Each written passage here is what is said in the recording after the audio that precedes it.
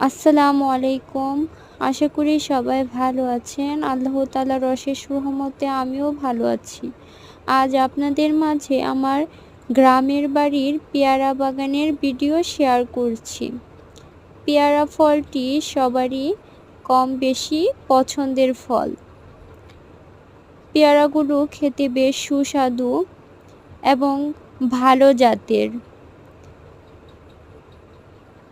আমাদের এই পেয়ারা